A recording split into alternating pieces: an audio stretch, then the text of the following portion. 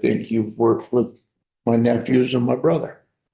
Likely. On the Nelson Farms. I also just got a puppy from Derby earlier, so I spent some time with there this summer. Great.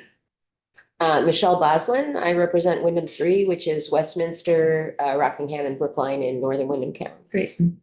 Greg Burt, Cabot, Danville, Peachin.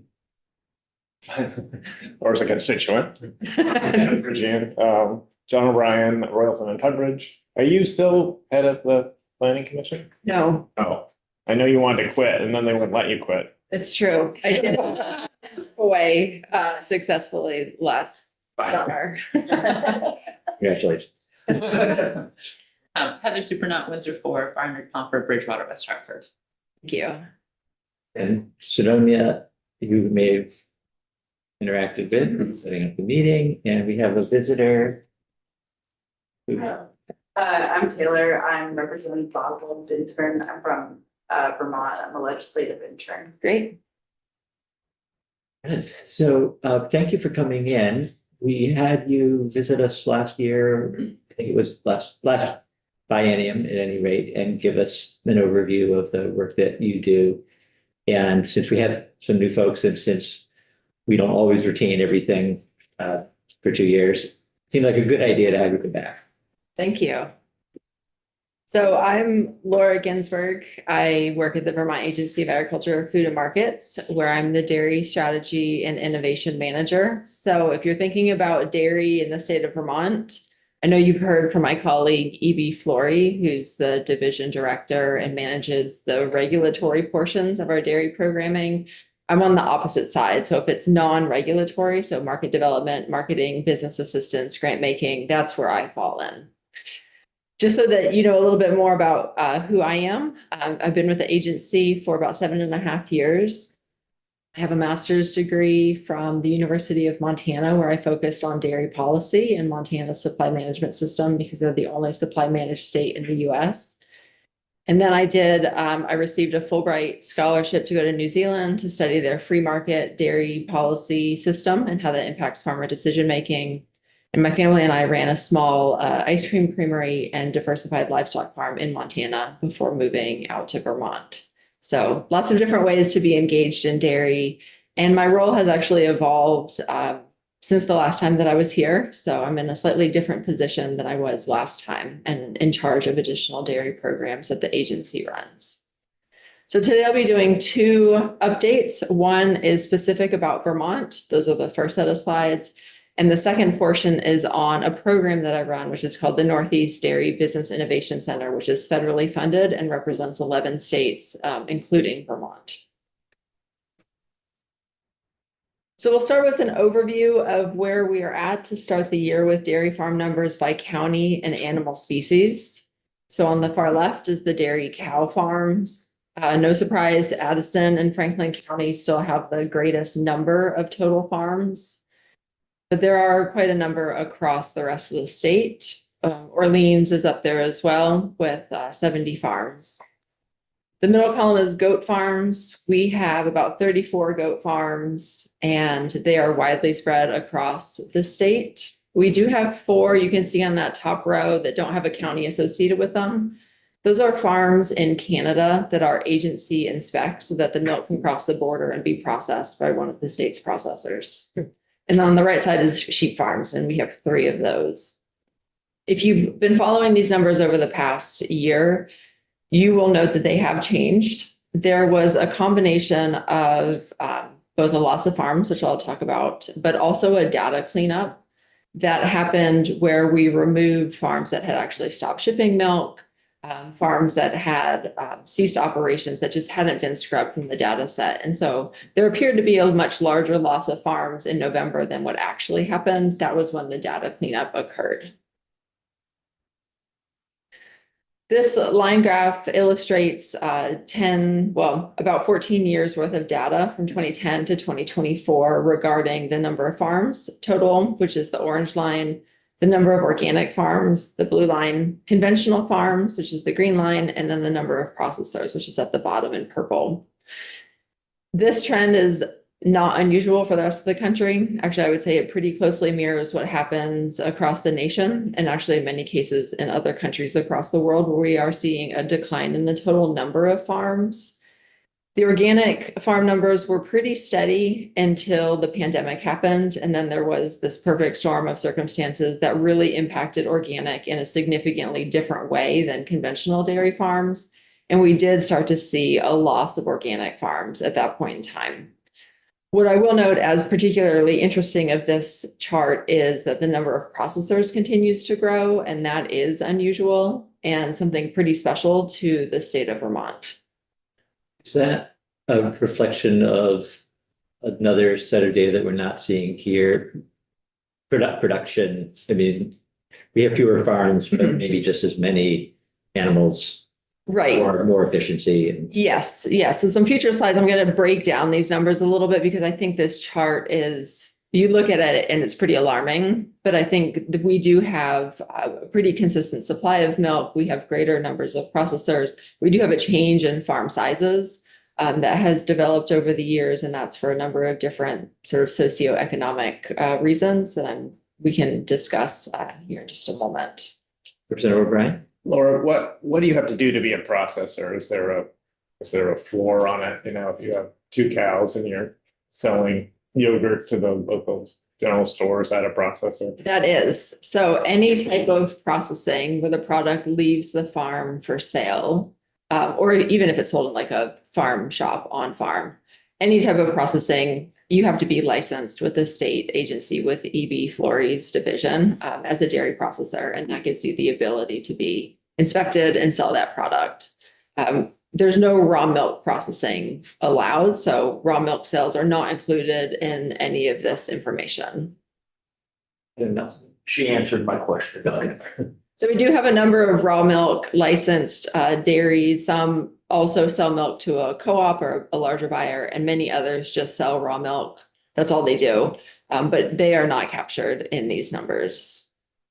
All right, so here's another way of looking essentially at the same data set. So the number of cow dairy farms in orange, the subset of organic in blue, and then the number of average cows per farm is the line. So you can see that that number is slowly increasing over time. Over the past couple of years, it's increased maybe a little bit more rapidly as there's been a number of changes to the farm economy. Here's yet another way of sort of understanding the dairy farm distribution, and this is by the farm size designations, which come through the water quality division at the Agency of Agriculture.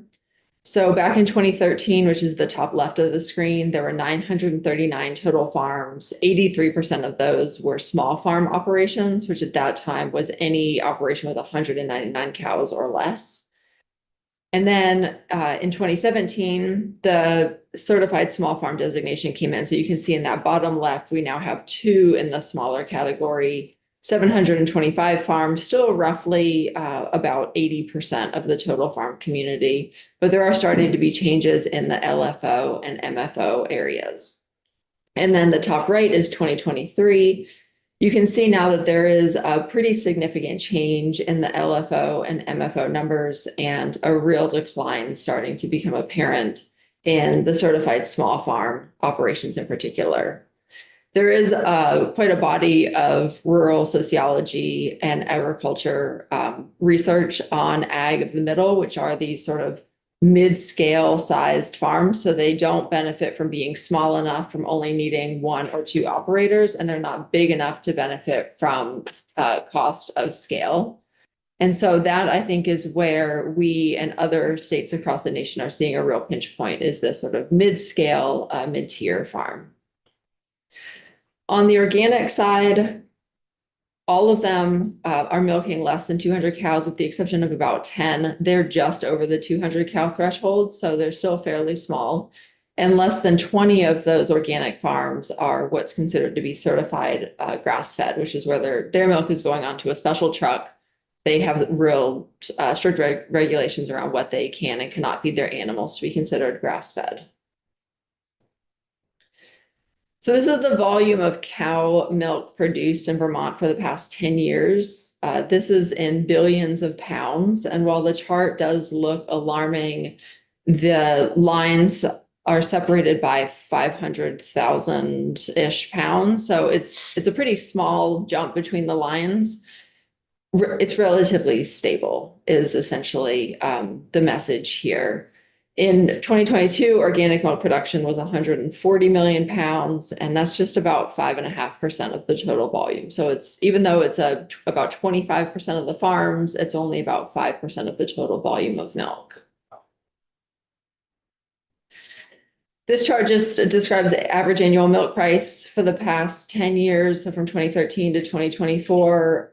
Before the pandemic, actually really a little bit before then, before 2015, milk prices had been on a roughly 3-year cycle. So milk prices would go up, farmers would produce more milk prices would go down, farmers would produce less milk prices would go up, and the cycle just repeated itself.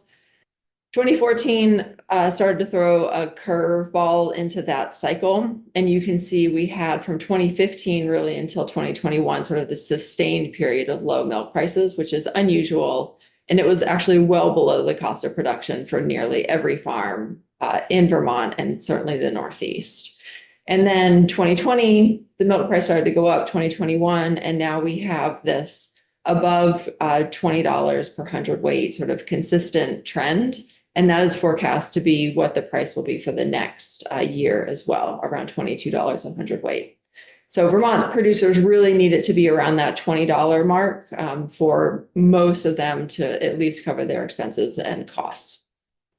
Or this is not adjusted at all for inflation. It's not, it's actual price at that year. So the 2023 number towards the right side of the chart is at $20, and looking back, 2013 was also $20. So that if there was a change, the same price 10 years later. Right. I think what we are seeing is, like everything else, things on farms are getting more and more expensive. And so while the price of milk is increasing, the price of feed and grain and other inputs, fuel in particular, particularly in that 2020 to 2022 timeframe, things just got much more expensive. And so while the price of milk was going up, it still wasn't keeping up with the cost of doing business. On the organic side, this price is not reflective of organic because those prices are set by contract. Conventional milk prices are set by the Federal Milk Market Order, which the state of Vermont has no control over. And organic prices also were unable to keep up with the cost of production for a number of years and are still actually quite low compared to their input costs. Representative Nelson. On pricing, there's gonna be a vote held soon on how Class 1 milk is priced. You see that being in an environment voted in favorable of the better of Class 3, Class 4. Right. So Representative Nelson is talking about the Federal Milk Market Order reform process that started last year. And it's a federal hearing process that has to happen where USDA takes testimony in order to suggest changes to the milk market order system. There's a number, I think there's 11 orders across the US. Vermont is in order 1. Maine is not included. They're a state order, so they're outside of that system, along with portions of many other states. And it's either an adopt it or the federal order system goes away, and it's order by order. And that vote actually just happened, I think, last week, and it did pass. And so the order changes that USDA suggested will be adopted over the summer and then into December for some of there was a number of issues that were addressed, and I'm not an expert on dairy pricing and market orders, but I know enough to say that what did pass was the higher of requirement. So there's a difference between classes of milk 3 and 4, and there was a period of time where there was an adjustment where they were paying the average of plus 78 cents. And that led, particularly for Region 1, for a very significant impact to revenues for farm income through the processor price point. And so now it is the higher of, and that will lead to increased revenues, particularly for this region. If you're interested in milk pricing and digging into those details, I would recommend having Catherine Duran from Agrimark come in. She is a national leader in milk pricing and the impacts to the dairy economy. The 100 weight, these are prices per 100 weight Mhm. and 100, just so that we can also picture it in terms of what's in our refrigerator. Is that 11 gallons or? It's roughly 8.5. Eight, okay. It's 8.8, but it depends on the fat and protein content of the milk. So milk is priced on what's called an end product pricing scheme. So it's depending on where the milk goes, which the farmer has basically no control. The milk is priced based on one of 4 classes that's decided based on what type of product it is. So class 1 is fluid milk. And then the other classes encapsulate things like powder, cheese, yogurt. And then Butter. it's backwards priced to create the 100 weight price for the particular farmer. And then oftentimes they receive additional income through quality premiums that are based on the components and the sort of bacterial content of the milk. Thank you, Jim. New England has the benefit of the Boston market, which gives greater fluid component. So our PPD producer pay differential is higher a lot of times in this market because so much of our milk goes to class 1. And so using the higher of class 3 or class 4 will allow our PPD to be higher. Reading in the milkweed by $1.68 perhaps if everything to remain equal. The only time that is negative is if cheese moves faster. I think if it moves faster or butter moves faster, goes up rapidly, then class 1 will have a negative PPD for a short bit to catch up. Mhm. It's complicated. I start talking about it and I think I know what I'm saying, and then I think I actually don't. Miss Durant would be, she's the new Bob Wellington, and I hear She she's is. wonderful. She is very, very smart. Every time I talk to Catherine, I learn something. So if you're interested in milk pricing, I definitely recommend having her join. The important takeaway is that it's a price set by the federal government, and farmers, once the price is set, don't have any, they can't negotiate or bargain. Yeah. Representative O'Brien. I was just looking at the class 3 dairy, and what is plastic milk? That's a great question. I've never seen that phrase before. I actually don't know. No, Richard? In class 3? Yeah. Plastic? Yeah, it says it's known as cheese milk, but then it was breaking them out, and one of the categories was plastic milk. I will ask Evie and send you a message for what plastic milk is. That's got stuff to do with the MPCs. The milk protein concentrates, maybe. I'm not sure.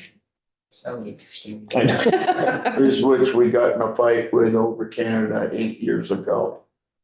Because they banned the import of MPCs into Canada, and that's how we were offsetting trade. Okay. So here's another way of looking at Vermont dairy farms. So the vast majority are cow dairy. We do have goat and sheep.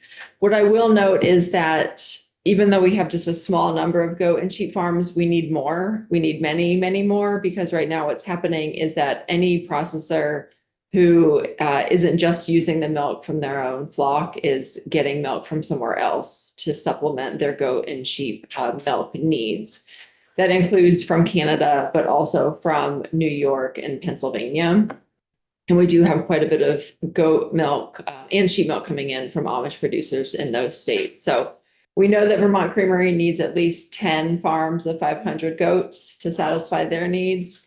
And then I don't have a specific number on the number of sheep farms that we need, but we could at least double or triple the number of flocks that we have and still find a home for all that milk. Representative Boston. We have a sheep farm in my district, so if we want to do a field trip, I would be happy to show you. It's in Westminster West, and actually one of our guests from the Vermont Housing Conservation Board, her family actually runs that business. Oh. Holly's family, Okay. her family does the Vermont Shepherd Farm in Westminster West. And they're the oldest sheep dairy in the United States. So they have a really interesting designation there. Make excellent products. Representative O'Brien? Just on goats, I know the agency has been trying to recruit goat farms, like the one in Hyde Park, right? That was a transition. Jones Brothers. But no takers really, is it just really hard? We have one other cow dairy farm that's in the process of converting to goats right now, down near Rutland in the Rutland area. And I think it's just hard. So there's not a lot of goats that are out there that are of high dairy quality animals. So that is an issue. I think also, just like starting any type of farm, right? It's a commitment, but I think what we see on the goat dairy side is pretty interesting. There's a lot more first generation farmers that are milking goats than cows. Yeah. So the way the dairy world's structured right now, it's just about absolutely impossible to even find someone to pick up your milk if you want to be a first generation dairy farmer. That all started just prior to the pandemic, maybe, or when they instituted quotas on us. DFA had their system, Agmar had their system, and the first thing I said, that the quotas had no value per se, and I'm like, how a new person, Heather could not go up and set up a dairy farm to sell conventional milk and get picked up by a co-op. She could not have done it. I don't know if it's still that way today, but. The quotas that were put in 2020 have generally been lifted. I don't know what rate of expansion is allowable, but I know that people are starting to produce more milk for the first time in 4 years. On the goat and sheep side, that's not a thing. On the organic side, there have been quotas for a long period of time, but organic dairy is also in a period of expansion as well. When we had the reception the other night, somebody mentioned the cheese company was there, and somebody mentioned the 3 of their suppliers are in one town in Orwell.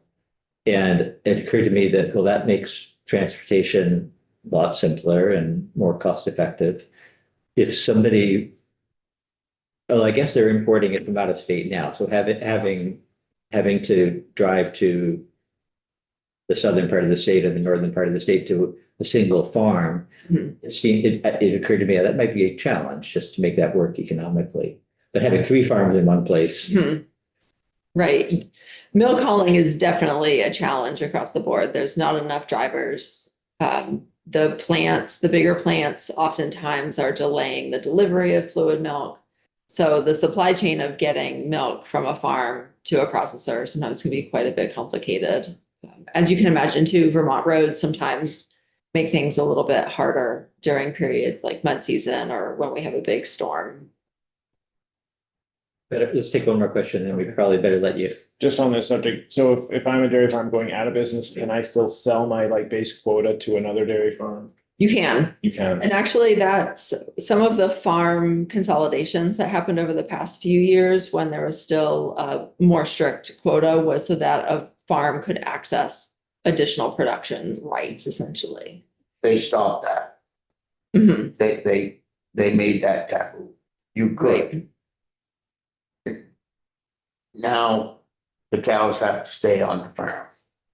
But now they've lifted, essentially, like you said, lifted the quotas, so there is no value to it. It was for a short period of time. So this slide is the number of Vermont dairy processors over the past 10 years. You can see there's been growth in both segments, but more substantial growth in off-farm processors. This is something that doesn't happen in other states in the US and is something that Vermont should be very proud of. I think The fact that the processing sector is growing is an indication that the regulatory side is providing the support needed for people to enter the business successfully and then stay in business, because we don't see these numbers going up and down. So people are starting to process, they're getting that support that they need, both from the regulatory side and financial ways to pay for the equipment that they need, and then they're finding markets for their milk. The donut chart here just shows the scale variety of processors. So the one that's on the right, the darker orange, that is somebody who's processing less than 500 pounds on a given day. That's a very small processor. And most places across the United States do not have either this number of processors and certainly not this variety of processors. So the diversity of processing in this state, other states don't have, where they're reliant on really large processing plants and very large farms. Hang on a second. They just went to sleep, but they came back when you touched it. Okay. And then the smaller of 500,000 pounds. So while for Vermont, that's a big processing plant, for the rest of the country, that's actually not that big. What I think is really interesting to keep in mind is that there's quite a lot of investment in processing happening in the region, not just through the grants that the Dairy Innovation Center has provided, but also just through plant expansions, the Fairlife plant coming into New York. Just because a plant is not in Vermont doesn't mean it's a loss for Vermont. What's going to happen is those plants are going to need hundreds of millions of more pounds of milk than what's currently being produced. And that's an opportunity for us to work with those processors to help provide that milk. I have heard that perhaps since the dawn of time, milk in Vermont may actually head west to backfill for the milk that's going into Fairlife and milk that's going into the new cheese plant that's going to be built over in New York or Ohio. We do have quite a bit of milk that goes into New York for processing. Cabot owns Yeah, a those facility in Chautauqua. Yeah. So I do have a slide coming up that just shows where the milk goes as well. Actually, it's right here. So conventional organic milk markets are very different. Most conventional milk stays within the state for processing. Cabot Agrimark also owns a facility in West Springfield, Massachusetts, where they make powder and butter. And so a large portion stays here in state. A lot of it goes into cheese and other products. And then a portion of it goes into our surrounding neighboring states. On the organic side, we actually don't have much organic processing at scale within this state. The largest plant would be the Hood plant in Barre, where they co-process Organic Valley fluid milk. The vast majority of the rest of it is going to New Hampshire into Stonyfield yogurt. That's whether it's Stonyfield processors or Organic Valley producers. They all ship into that New Hampshire plant. And then a portion of it is going to upstate Niagara into their organic product line. So we definitely rely on not only out-of-state processing, but out-of-state consumers. So that's important to keep in mind when thinking about Vermont dairy. So I just want to touch a little bit on production and consumption trends and how Vermont falls into that. So Vermont, of any state in the US, has greater reliance on dairy production than any other state in the US. So approximately 2/3 of our agricultural receipts come from milk from cows. And the next highest thing is maple, and that's in the millions of dollars, where dairy sales is in the billions of dollars. You can see here our top agricultural product sales: milk from cows, roughly 60%. Cattle, a large portion of that, again, will be dairy animals as well. Then the top manufactured products by sale, 25% other dairy products. So that's everything other than cheese, and then cheese. So really, we rely very heavily in the agricultural economy on dairy production for milk and processed products. So I'm sorry, just those two numbers, other dairy and cheese, add up to roughly 40, a little more than 40%. That's 40% of all manufactured products in the state, any category Of food products. of food products. Okay. That's correct. Representative Nelson. Will you send a link to us so I could send it down to Tony in the copy room and have him print this report off? Mhm. We actually have it on our webpage. Oh, we do? Yeah. Okay. Yeah. And these slides come from the New England Feeding New England State Report, and so there's other slides as well that you may find of interest in there. I think. All right, so cheese is Vermont's most important dairy processed product because we produce so much of it in so many different fashions and styles, and it's going to consumers across the US and internationally as well. Cheese consumption in this country continues to increase. So while fluid milk sales decrease, which is news that we hear a lot, that fluid milk just keeps declining. What's actually happening is Americans are eating more dairy, they're just eating it instead of drinking it. And so dairy consumption is at an all-time high. And that's because we eat roughly, well, over 40 pounds per person per year. So that's always surprising. People think, certainly I don't eat 40 pounds of cheese per year, but most people do. Slackers. What is Hispanic cheese? So that would be things like queso fresco, cotija, trying to think of some of the other, they are, Shredded cheese right. combination. So really thinking about those cheeses that are more culturally found in Mexico, and are gaining in popularity. I think that particular subcategory is on this slide because it's seen quite a fast growth over the past 10 years and continues to be the fastest growing cheese category in this country. We eat the most mozzarella and then cheddar right after that. And so, of course, Vermont is a very well-known producer of cheddar, which is great for us. Fun fact, our largest dairy trading partner in the world is Mexico Mhm. for exports. So I'm very concerned when Trump started talking tariffs. Very concerned. So when we think about the rest of the world, we think 40 pounds is a lot. Denmark and France consume over 60 pounds per person per year, and there are several other countries that are above 50 pounds. We are progressing in that same direction. I think our consumers are certainly different than consumers in France, and so those choices and those particular products will look different in this country. But that's okay. I think the fact that American consumers continue to look to dairy as a food product and a staple in their households is what's important for us. All right, and then I showed this slide because I think it's important just to position Vermont in the region in particular, which is where most of our dairy is consumed. So the green states are states that produce more dairy than their constituents, than their residents need, which is about 600 pounds per person per year. Vermont produces just about 4,000. Red states are states where they don't produce enough dairy products for their residents. And so we have a real opportunity when we look into the Eastern Seaboard. New York City, while it's in New York, is still a dairy deficit area. And so while we are a green state, that doesn't mean that we don't ever bring dairy products in. We certainly do. You can go to any grocery store and find products that are coming from Ireland or from Oregon. And that's okay. That's just the way that the dairy supply chain is going to work. But what we do have is this opportunity to look at the volume of products we produce and move those into the highest value markets. Representative O'Brien? Or I was wondering if you had a slide on what you were just talking about, where to show across all the four classes, what Vermont's consuming and where it's coming from.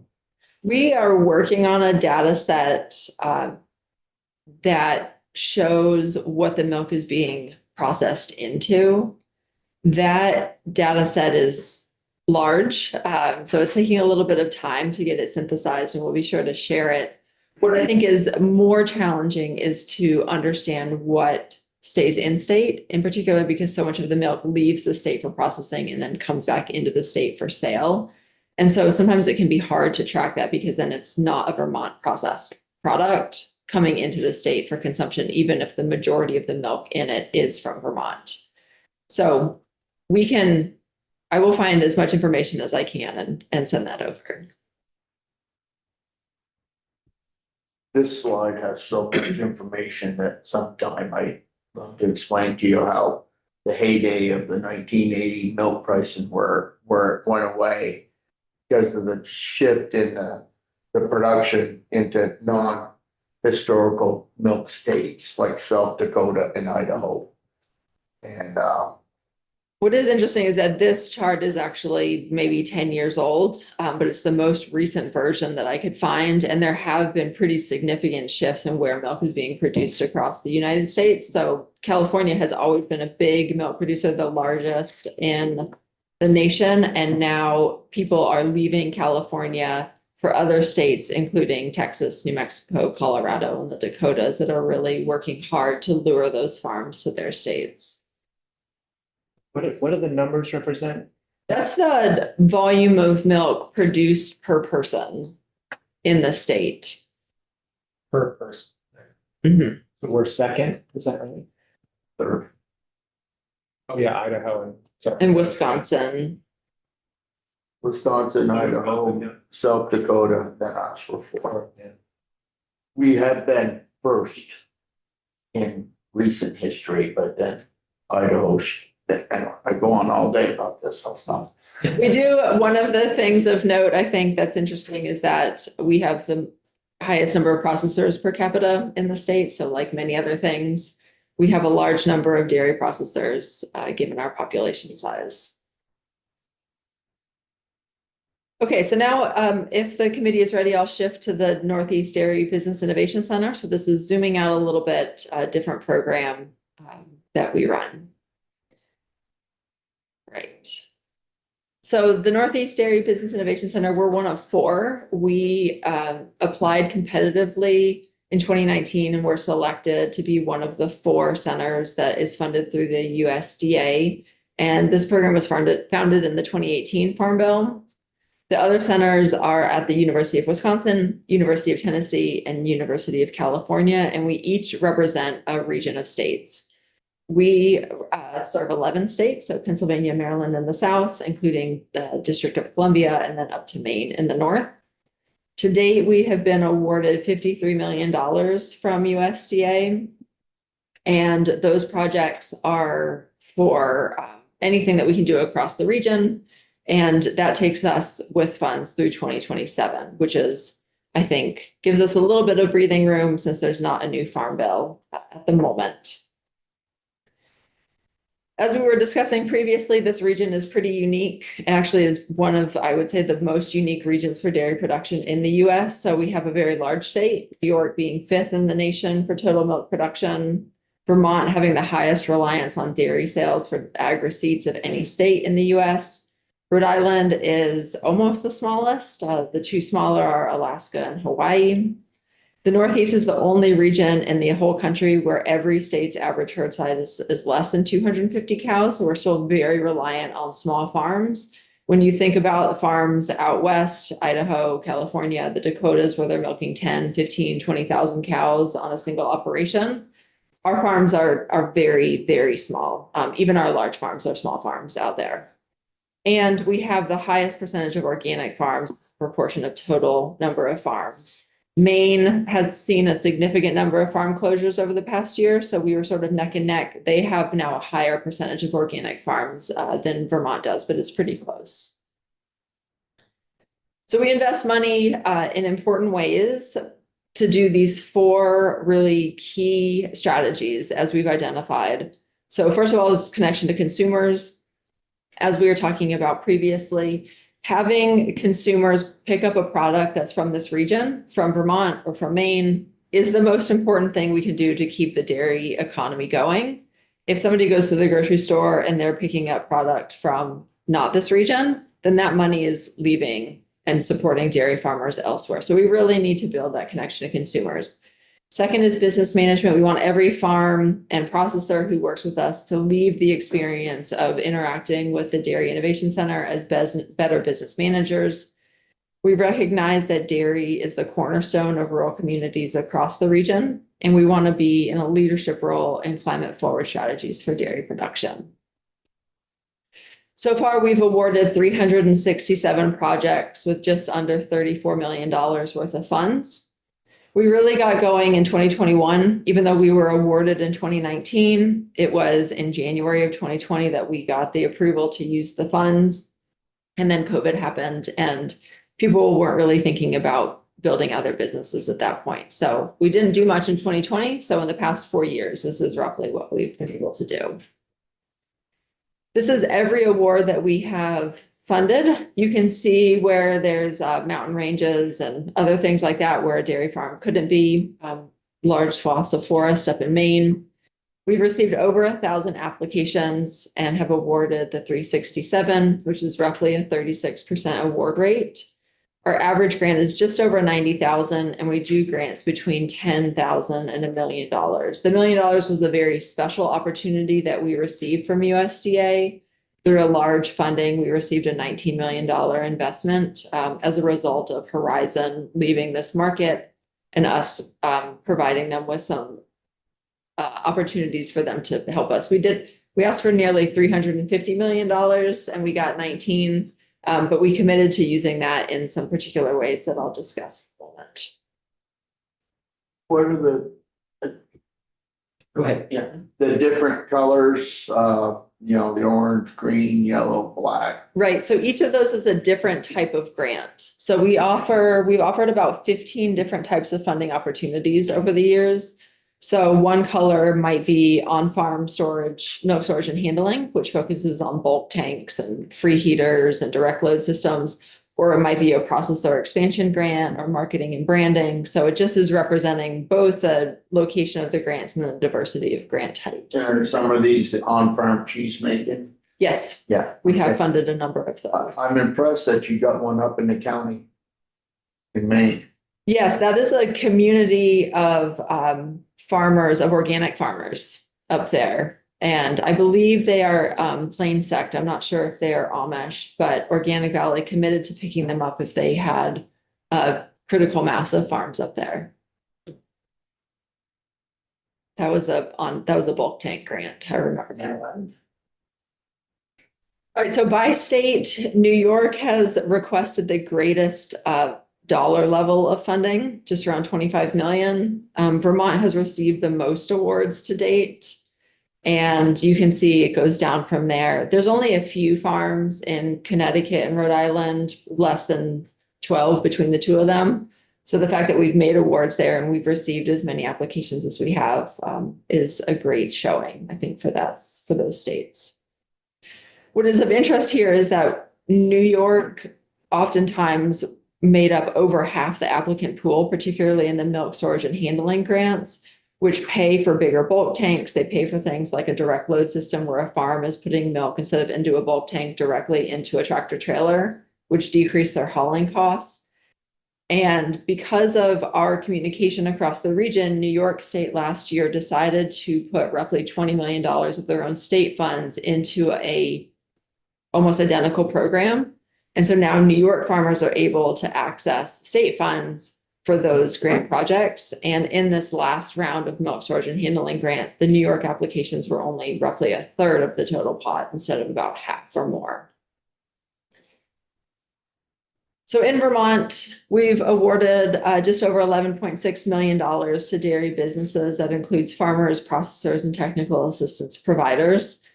That's 125 individual awards. We've received 284 applications and about 44% have been awarded. The average award for Vermont is right on par with the rest of the region at 92,000, and we've made awards in this state across all scales. So from the smallest at 10,000 to the largest at $1 million. We make investments in 3 particular ways. One is competitive grants for dairy businesses. So this would be processors and farmers. We do directed grants for projects that benefit the entire sector, and then contracts for research. And the contracts are really important because they help us build an understanding of how we should be investing our money. So I'm just going to go through a couple of examples of the different grant programs we've run. So as I mentioned earlier, when Horizon left the region and dropped 89 farms, that was a pretty critical wake-up call to all of us in the sector who felt like organic was a pretty safe market, that it's not, particularly for a business that's not a cooperative. So USDA reached out and said, can you provide us with recommendations on what we should do? And we'd like you to chair a committee essentially with Stonyfield and give us these recommendations. So we worked and provided USDA with a set of recommendations that were developed, which included investing in existing processors as a real keystone, cornerstone of the success of the dairy community in this region. So when they awarded us an additional $19 million with the ability to do larger grants, we were committed to doing what our task force had recommended. So we put just over $12 million into processor expansion grants. We funded a number of these across the region, but I just have Vermont examples here to talk about today. So Cabot Agrimark did receive $1 million worth of funding to modernize the cracker cut line. And if you've been in the grocery store and you see the little packages of the square cheese, that's a cracker cut. And that is one of their fastest growing product lines. Consumer trends are really moving towards ease of consumption, so convenience foods, and this is perfect. They were packing like literally every one of those by hand. The little squares of cheese were coming off the line and somebody was putting them into a package 6 million times a year. And now they have a machine that does that. And I think what's important is not only has that allowed them to scale up the volume of processing because it's not hindered by the number of hands moving cheese, but they can move those people into actually higher value positions for the business. So in a time when everybody is looking for employees, particularly dairy processors who we know on average are running 25% below their full employment rate, they need people to not be putting cheese into boxes. They need people to be doing the things that are critical to actually running that operation. So that's a huge success story for us and for Vermont. Maplebrook Farm down in Bennington, they received equipment that increases their production volume, processing efficiencies, and reduces energy use. It also allowed them to move their staff into higher value positions for that business. And then Larson Farm in Wells, they received a yogurt filling machine. So they had a two valve, and now they have a multi-valve. I saw Rich Larson last week and I said, hey, Rich, how's the new yogurt filler going for you? And he said, it has saved our lives. It has saved the business. What was taking them between 8 and 10 hours a day is now taking them less than an hour. And so instead of having somebody stand there and fill yogurt containers for 8 hours a day, they can do that processing, they can get it done, and they can go on to higher value needs within the business. What does So Maplebrook make? they make mostly fresh mozzarella, and they make burrata and other traditional Italian style cheeses, feta as well. I could see it at the co-op, they have little balls of mozzarella. Mhm. One of the other grant opportunities we do, I'm not able to talk about all of them. I'm talking about the ones that I think are sometimes the most exciting. We do marketing and branding grants. So small business owners oftentimes don't have the funding or ability to invest in their own brand's presence on a shelf. And we know that's one of the most important points for a consumer to pick up a product or pick up a different product. So we funded these grants for a number of years. We've done multiple rounds. And we require the recipients to work with a professional marketing and branding firm. So you can see here, Oak Knoll is a dairy farm. It used to be in Windsor. The brand was purchased by a goat dairy that's now located up near Greensboro. And they knew they needed to refresh their product. It was kind of in a not very outstanding package. And they worked with a firm to get it into this like really slick looking different style of packaging, but also did a total rebrand. So it's very eye-catching. As a result of that, they've seen significantly more sales and demand for their product. And that's almost instantaneous. These grants have really rapid turnaround for the impact to the revenue. So you can see in these 3 examples, one person really ramped up their e-commerce site and did a rebrand, and it increased their sales by over $40,000 through their online channels versus the previous year of 17.6. Another company did a rebrand and saw $50,000 more than the prior year and demand up 40%. And this third example saw $250,000 worth of increased sales as a result of the rebrand and increased market presence. So These grants are just a real opportunity for businesses to invest in a way that they otherwise often don't pay attention to, and it makes a real difference. Representative Boston? Okay, just a quick question. So in talking about the rebranding, like, are those examples of before and after, or are these all after? Because honestly, I was looking at them like, tell me. So the Oak Knoll picture here at the top, Yeah, that's the old branding. okay, And then the new branding is the one that's in the bottom with the green background. Okay. So not only did they change the look and feel of the containers, Yeah. they changed the whole label and sort of market positioning based on the type of consumer who's going to be purchasing the goat milk. So we see that with labeling, label design, package design. The consumer experience of purchasing a product is actually much more important than I think any of us as consumers really think about. We reach towards the things that really draw us in. it's interesting because I actually was guessing the opposite, that the oat Okay. meal was more distinctive in the top one. Mhm. At the bottom, goat milk is distinct, but not the label. So I was like, if that's true before and after, which is the one that's the recommended Mhm. one? So that's interesting. Yeah, anyway, interesting. We also fund farm projects, so we have a modernization grant open actually right now. And this project grant program allows farmers to invest in equipment or other production practices that they may not otherwise be able to purchase. The real priorities in this area are to reduce fuel use, increase energy efficiency, again, labor efficiency, and then employee safety is really important here. We have a round open. We've done 2 previous rounds, awarding just under $3 million. And we've invested in robotics, feed and forage management, animal health, so collars that cows wear that are like Fitbits. We put those on a number of herds, virtual fencing, and other projects. So you can see here, this is a manure spreader. I get particularly excited about these projects. So this manure spreader has vertical beaters, and it allows for much more control. This particular farm uses a bedded pack production system. And so the waste that's coming out of the farm is essentially like a solid and not a liquid, which means it has to be spread differently. This farm was making between 10 and 15 trips to one field to clean out one of their barns. And now they can do that in 3 trips. So think about the amount of fuel they're saving, their labor and time. We also have people who've invested in robotics, like robotic manure scrapers, which I also really get excited about. Those have had significant impacts on fuel costs because most people are scraping their barns with a skid steer. So not only do you have an operator, but you have a piece of heavy machinery.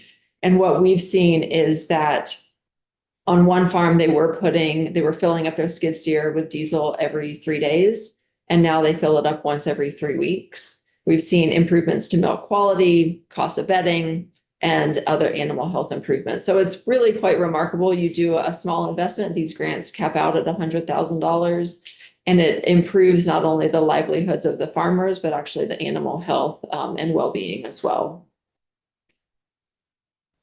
And then we have invested quite significantly in technical assistance through a cohort model, which is where it's a peer-to-peer learning. And then also they get one-on-one services.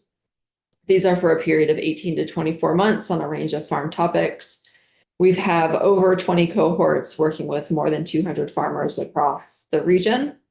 As a result of the assistance that they get and the connection with the technical assistance provider, they can make changes on their farm that may otherwise feel a little bit more risky. So Cleveland's, they're one of the earliest cohorts. They put their cows out to pasture in a real intensively managed way, and they saved $34,000 in feed costs in this first year of those services. Scott Cleveland said, he wished he would have done this 10 years ago.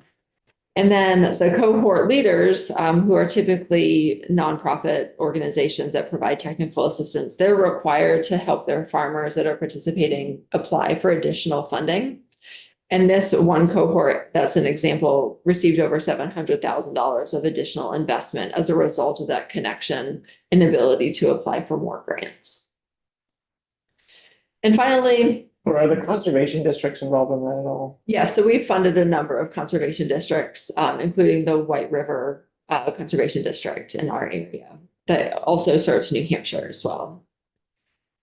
So on the research and development side, this is an area that I'm particularly excited about because we are getting into supporting workforce and apprenticeship program development. That's an area of opportunity that's just starting to happen right now as a result of about 16 months worth of coordinated effort on what the region needs for workforce. And so I'm not sure where my next slide went. It's the last one in the That's deck. okay, great. Sorry about that. So back to the last slide here. And so on the research front, we've done a number of different projects that span the realm of where things are at in dairy. So not only have we looked at distribution and consumer perception, but we've also focused on sensory aspects of specialty cheese. Like, why does the consumer pick one specialty cheese over another? And how do we produce more of those types of products? Looking at goat and sheep markets, we did an innovation challenge with Cornell University. Lulu ice cream was one of the winners. There were 3 winners there. And she's a real up and comer here in Vermont dairy processing. And then the workforce efforts, like I was mentioning, we're investing about $1 million in workforce and apprenticeship program development over the next year and a half to really not recreate programming, but elevate the programs that do exist and allow them to serve more people across more states. So we have great programs in Pennsylvania and New York that could be applicable to farmers, processors in New England or other parts of the region that we are working to expand both their available programming and the access to programming, particularly by providing funds to think about getting programming translated into other languages, Spanish and languages that would be appropriate for new Americans who are looking at dairy as a potential opportunity.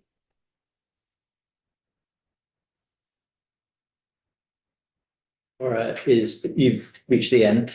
Yes. Okay.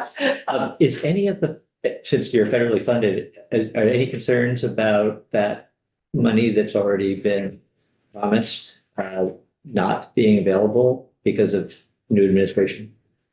That's a great question. Before Tuesday, I would have said no. I would say that I have a high level of confidence that the money that we have been appropriated through the USDA is safe.